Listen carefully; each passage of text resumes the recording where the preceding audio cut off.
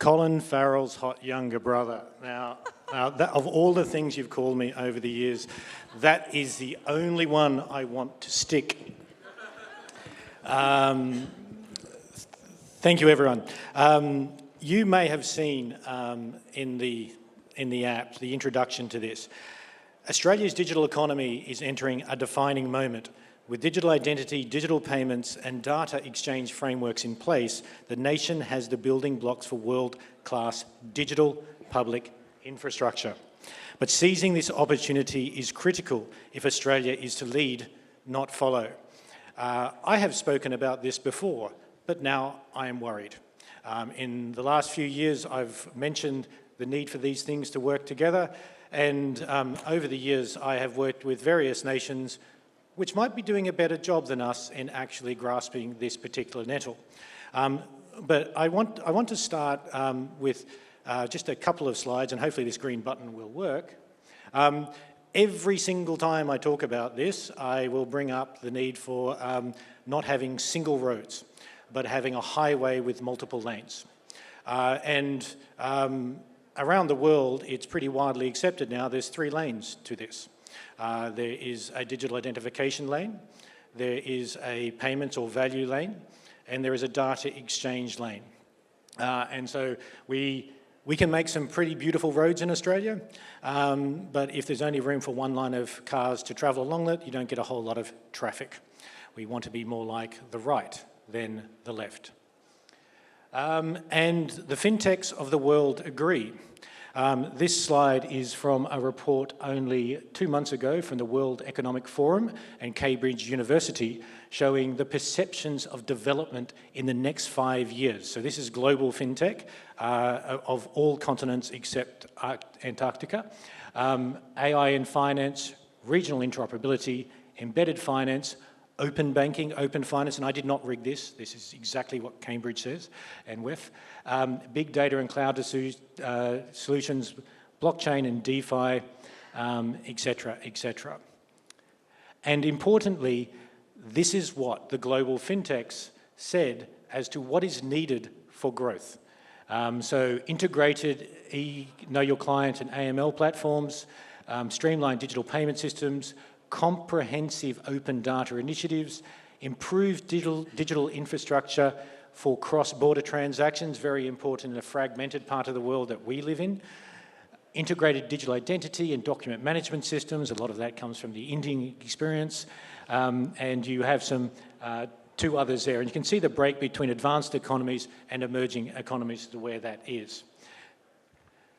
And that heads into this. This is the World Bank's view of what we're talking about. We're talking about the middle one, digital public infrastructure. It's kind of turned up as the cool phrase ever since India chaired the G20. You'll see the World Bank uses, the United Nations use it. You'll see the Gates Foundation use it. It basically means those core building blocks. We in Australia have often used the phrase digital economy. Public policy wonks around the world, particularly those involved in financial inclusion, will refer to it as digital public infrastructure. And this was one of the most surprising ones I've picked up in doing my research. This is from the OECD in May, and when you're looking for Australia to be somewhere down the right-hand side, you'll see we're at the far left. So according to the OECD, we actually have the most building blocks in place, equal first.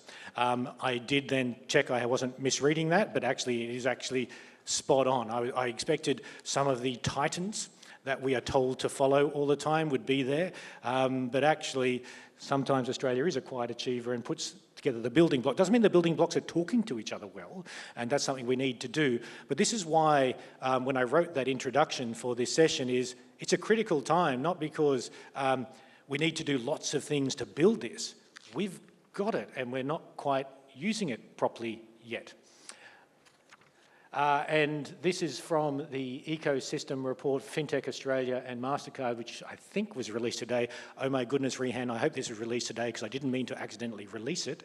And the reason I put this up here is the entire basis of this is usually to create an ecosystem of providers. And again, there's always a lot of self-criticism in Australia because we always think things are done better overseas.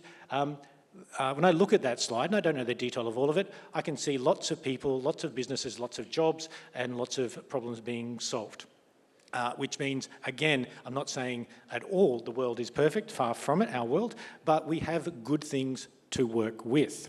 And who do I have to help me through this? I have a special dispensation. Well, I took a special dispensation to call Senator Hume Jane. So this is the only time you'll ever hear me say this, but it's just going to sound weird if I say Senator Hume through this right thing. I've got Jane and Philip. And the reason I was so delighted to have Jane and Philip agree, and Philip has literally just come off an overnight flight from overseas, so I'm hoping for some really good stuff from Philip, is because the hard thing about doing this is it's not just about the technology, it's about the policy. And the policy has winners and losers, and you have to choose the best for overall for the people that you represent. So that's why I'm really keen for what they have to say. They have a special dispensation to criticise me and ask questions as they wish, and you'll have to do that vicariously through them. Now, firstly, back on this digital public infrastructure, we get a lot from how well India's done it in relation to Aadhaar, the UPI and the account aggregator layers. The IMF is really keen on it. The BIS is really keen on it. Importantly, the UK government in the last, or this year, the current Keir Starmer government has put it as a key part of their growth and innovation strategy. Jane and Philip, where do you think we should be going in relation to this concept of having it all work together? And are we heading in the right direction? What do we need? What do we need from the private sector, the public sector? Help us. What should we be doing to have digital public infrastructure as a foundation for this ecosystem? I'm glad you started with a small question, just a really discreet question there, Scott. Could I just first of all say it's an absolute pleasure to be here with you and with Philip on stage. Last night at dinner, somebody very kindly and flatteringly referred to me as the mother of the CDR, and I thought that was an extraordinary descriptor, but I always thought of you as the father of the CDR, which kind of heard it here us first. The parents of the CDR. Perhaps Philip is our love child here, sitting in between us. That's a scary thought, isn't it? But I do want to talk specifically about data sharing, but I think I'll do that a little bit later, because on this issue, the idea of digital public infrastructure, you've nailed it. There are already good foundation stones in place in Australia around digital ID, around payment systems and around data sharing. But none of them, I think, have been leveraged to their full potential. On digital ID, I think that there is still some disquiet, whether it be in the community or in the parliament, about how we best go about doing this. The legislation, the framework has been legislated, which is a good thing. I am certainly not in the tinfoil hat wearing part of the community on this one. I think that this is possibly one of the most important enablers to really seeing the productivity benefits from both the data sharing component and the payments component take off. There is, I think, Victor Dominello, I'm a big fan of Victor's, and I know many of you in the room will probably know Victor from the New South Wales Parliament. He's done some great work on this, and I'm probably more like him. My fear with digital ID is less about some of the risks associated with it and more about the take-up. We want to make sure that it's taken up and done in such a way that we prevent exclusion and discrimination, that we prevent, minimise the chance of any data breaches. I think that's really important so that we can engender trust. We want to make sure that it can't be monetarised in any way, that the data from digital ID can't be monetarised. And we also want to make sure that there's good product there and people can see that it removes a hassle in their lives, that it removes a friction, rather than adding a new layer of friction to whatever it is that they're trying to do. The opt-out provisions are really important. I think that we really need that to make sure that people feel comfortable with digital ID, the transition towards using a digital ID. But that onus is on us then to make sure that the use cases are there to engender the trust to enable the take-up. We need to make sure that we explain it better to people, that it's not a card, that it's not a unique number, that it's not a PIN, it's nothing like that. It essentially only digitises what is already there, already in government documentation that is there to make their lives easier, not more difficult. On the payment system, I mean, and I know you've been very close to this, Scott, so I think I'm loath to criticise where we've got to, because there's some really interesting stuff that's gone. Go for it, criticise it. I don't want to. Actually, I think it's really fundamental that our payment system has, in fact, led the world. The National Payments Platform is something we should be really, really proud of, but we also need to make sure that it keeps pace with changes in technology around it. And in Australia, the equivalent of Australia's GDP flows through our payment system every 10 days. So that's an extraordinary volume of dollars that is reliant on a strong and secure payments network.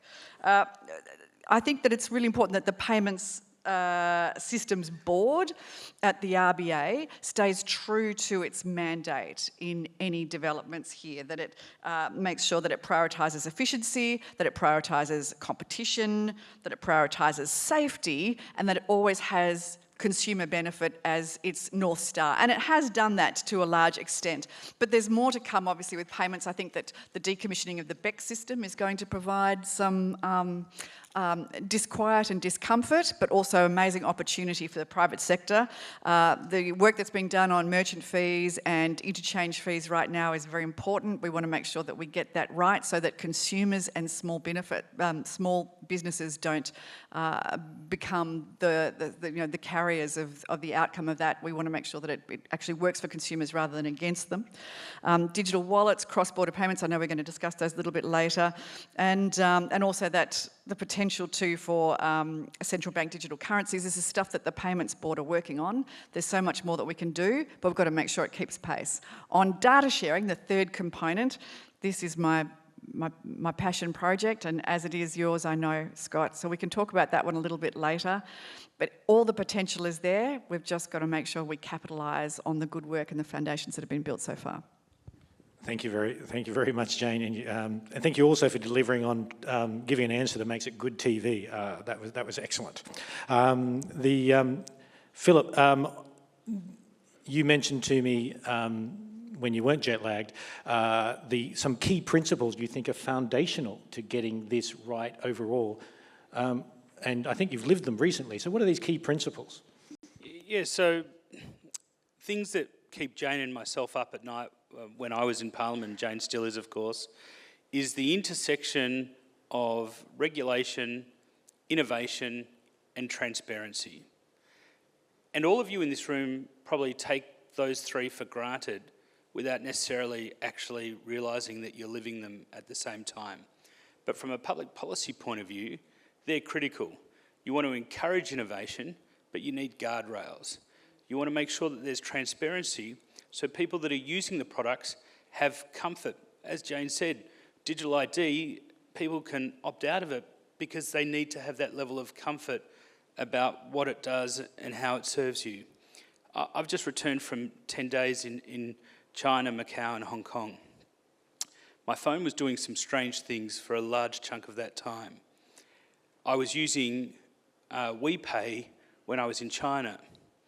And yet when I crossed over into the border into Macau, WePay stopped working for me as a non-Chinese national.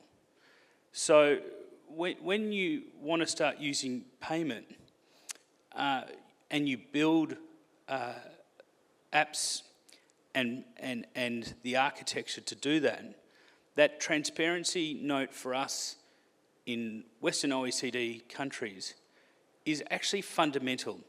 If that's not built into the infrastructure, the architecture, and at the base level, at ground level, then I'll go out on a limb and say that whatever you're doing, it's not going to be successful. It may be successful in other nation states, but it won't be successful here. And so it becomes critical to get that piece right. And sometimes when you're building and you're quick to try and reach the end goal, which is obviously product, market, customers' success, sometimes you can forget about what you need to get there in the attempt to get to your end goal. Thank you, Philip. Now, you were champing at the bit, Jane. I think you said we're getting onto data sharing, getting onto data sharing, getting onto data sharing. What should we be doing with data sharing, Jane? Look, I could go on all day about this because I'm, as I said, this is my sort of my passion project. I think that, you know, when we started with the consumer data right, we followed the lead from the UK, who'd started with open banking. And it was Scott Morrison and you, I think, Scott, that had gone over there and seen open banking in operation. And Scott Morrison came back and said, this is so good. The opportunities that will arise from this are so great. But we don't want to just limit it to banking. We want it to be an economy-wide data right that puts the consumer at the centre, that empowers the consumer to use their own data for their own benefit, rather than allowing big corporations to own your data and to use it for their benefit. And so hence the consumer data right was born. And it is an absolutely fantastic system that had a real sort of a pathway to progress that was started with open banking, moved on to energy, telecommunications, and then was going to open up to other sectors. What I think I found the most disappointing is how progress has been slowed. It seems that we tend to deepen our data and the requirements of the existing data providers rather than broaden the data sets that we can access, which limits then the number of use cases that will then also limit the capturing hearts and minds and imaginations of not just you know, the innovators, but also the consumers out there to take advantage of this incredible system that we have available to us. So the previous minister, who I was very good friends with, Stephen Jones, a nice fellow, was the assistant minister, assistant treasurer. And I think the problem with having the consumer data right sit within the portfolio of the assistant treasurer is that it always seems to take second fiddle to the stuff that the treasurer wants to do. That, I think, is a real problem. So I would put the consumer data right front and centre of the treasurer's portfolio rather than the assistant treasurer's portfolio, so that its legislation gets prioritised. I'd also say that you know, and one of the things that Stephen said was that the consumer data right was a good idea that was badly executed. I don't agree with that. In fact, to be honest, the Labor government did nothing for the first 2 years on the consumer data right, even though it had bipartisan support. Action initiation was the first really important piece of enabling legislation that went through, I think, at the end of 2024, even though we had said so far in advance, we will support this one through, just get it done.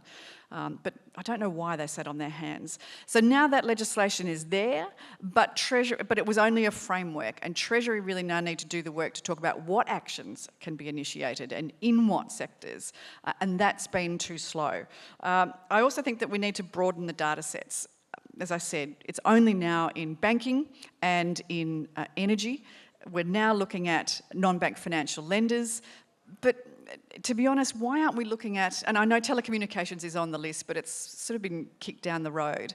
I think we should be looking at insurance, we should be looking at superannuation, we should be looking at loyalty cards. These are data sets that are really rich descriptors of how we individually live. And the idea that you could pull all of that data together, you know, the great product innovation that can come out of that, the savings, the tools, all of that is at our fingertips if we could just broaden the data sets and bring more sectors on board.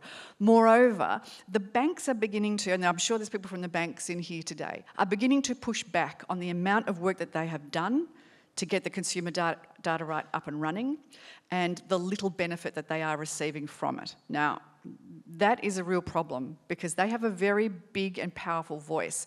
Unless we can demonstrate to them that other sectors are joining the consumer data right and that the banks have an opportunity to benefit from this as well through product development and innovation, well then I think that they are going to use their very noisy voices to lobby government to slow it down further. That is a real problem.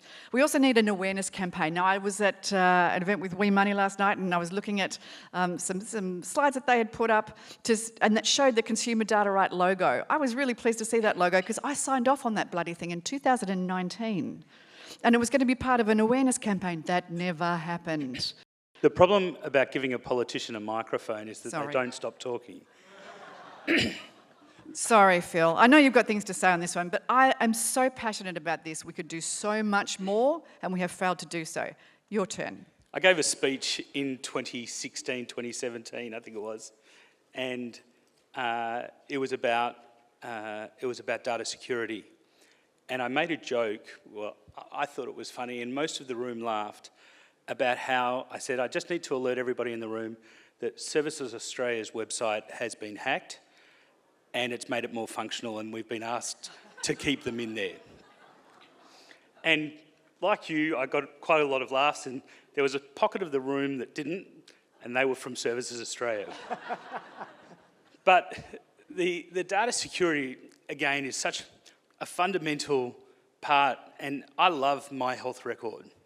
I love my health record for a range of reasons, and that's because people move around, people go to different health providers, and so for your health records to be able to follow you, I think is really important, especially if any of you, unfortunately, God forbid, are in accidents or are rushed to an emergency ward, and so for practitioners to be able to have that information actually helps you.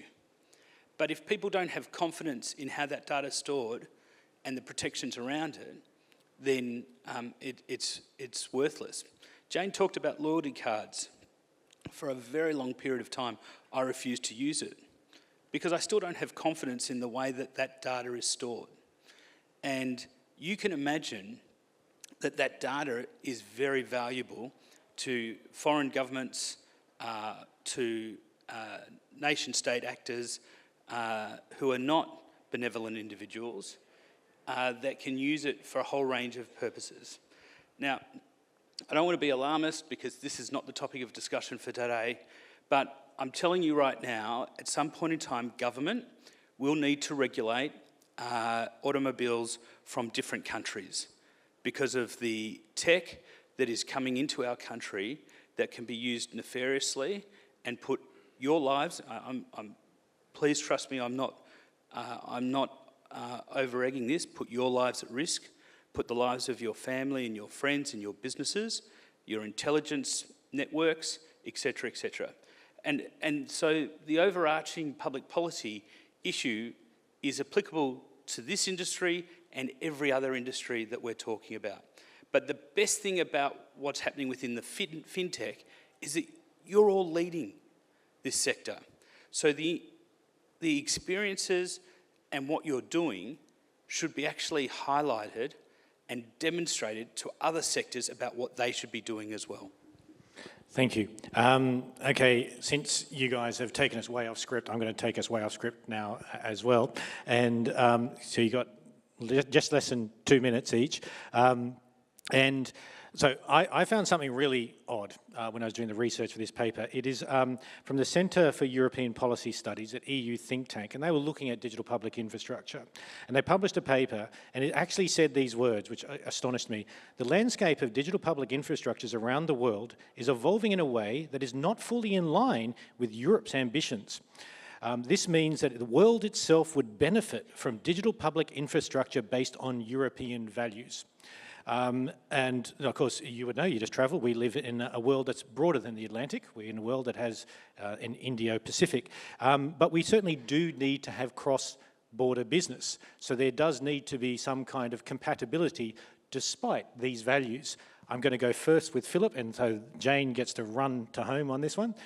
How do you think we can encourage cross-border business in this area, where, as you've just expressed, some of the digital public infrastructure represents the cultural values of the place where it's based? So, difficult question to answer in the time that's left for us. On the 1st of January, the Prime Minister appointed me to the APEC Business Advisory Council. There are a range of fora around the world that are super important to doing this, engaging, whether it's at APEC or ASEAN or G20, whether it's engaging with industry associations, making sure that that cross-communication, that cross-border knowledge is actually shared is super important. I think the UK was a leader in the FinTech space back around 2015. I'm not sure that anyone would say that it's a leader now. I think Europe is a leader in consumer protections right now. but I'm not sure that I'd say that they're a leader in a lot of other things. And I think China is leading the way in a lot of the application of its innovation, but sorely lacking in its transparency. And so I think what we need to do is we need to cherry pick from the best case examples around the world, and absolutely that includes China, because some of their tech is just off the planet at the moment. But we need to make it fit for purpose for us in order to, as I said, meet that cross-sectionality between transparency, regulation and innovation. Thank you, Philip. Jane, bring us on home. I think that we did some really good work in this a few years back. We were leading the world in AI ethics and principles in Australia. We seem to have dropped the ball on that, and other countries have steered ahead.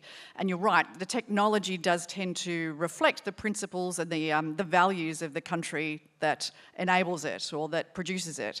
The FinTech bridge that we did with the UK was a great start. You know, Australia is highly banked, highly educated, quite financially literate as a nation, but the UK was a market that was quite sophisticated and a much bigger market. The other way was really helpful too for them, because we were so sophisticated that we were really very fussy about our fintechs over here. So that was a really helpful exchange. The digital economy agreement that we had with Singapore, I think, was very helpful too, to try and get some alignment in rails and taxation regimes and everything else. There's probably more opportunities to do three-way bridges. There's an opportunity to extend further into some of our Five Eyes partners with more bridges, creating more markets for your businesses. And that's something that you should be able to rely on government to initiate. So there's plenty of opportunities there. We just got to get it done. You know, I love the way you actually nailed it. You finished it to the second when we were supposed to. I just want to, well, first of all, you can see why I was so delighted to do this particular discussion. It just did itself. You guys are fantastic. If you're free next year, I would totally do this again. And I'd just like to finish with a quote, and this is from Bill Gates, and I've been lucky to work with the Gates Foundation for the last couple of years in developing digital public infrastructure in various countries. I'll just leave you with this. Just as we build roads, highways and airports in the 20th century, we must now build a digital infrastructure that is open, accessible and empowers everyone. My personal view, based on this discussion, we have the right people doing the right thinking, and good luck. We're all here to help you. Thank you very much. Thank you.